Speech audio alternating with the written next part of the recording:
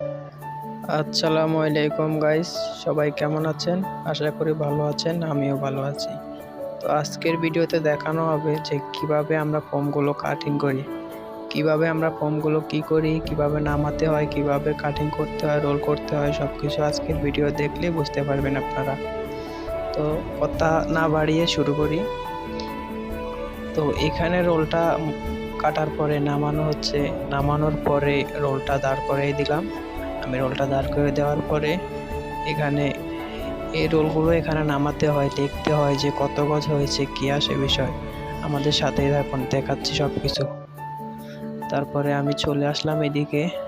এদিকে আসার পরে এদিকে কতগুলো ফোম রাখা আছে দেখেন, এগুলো নামিয়ে নামিয়ে এখানে রাখছিলাম, এখানে আছে।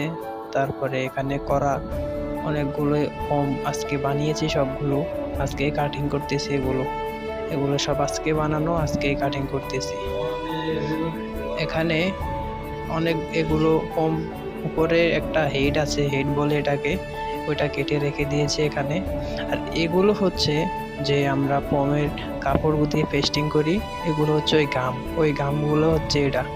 আর এটা হচ্ছে এটা হচ্ছে আপনার জুতার শুর ভিতরে যে একটা সোল থাকে না, ওইটা ইউজ করে এগুলো দিয়ে, কাপড় দিয়ে।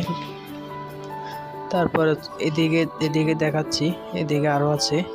এদিকে আমরা যাচ্ছি আরেকটু যাওয়ার পরে দেখাচ্ছি।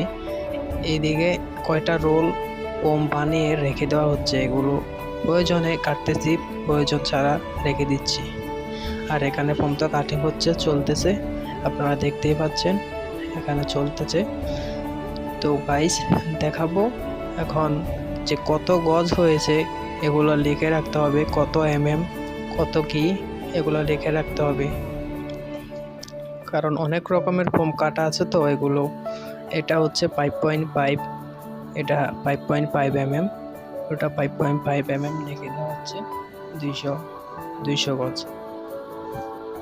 তারপরেরটাও 5.5 ওটা হচ্ছে গিয়ে আপনার 170 গজ, ওটাও 170 গজ লিখে দেওয়া হবে, 170 গজ লিখে। তো গাইজ আজকের ভিডিও এই পর্যন্ত, সবাই ভালো থাকবেন, সুস্থ থাকবেন, আল্লাহ হাফেজ, বাই বাই।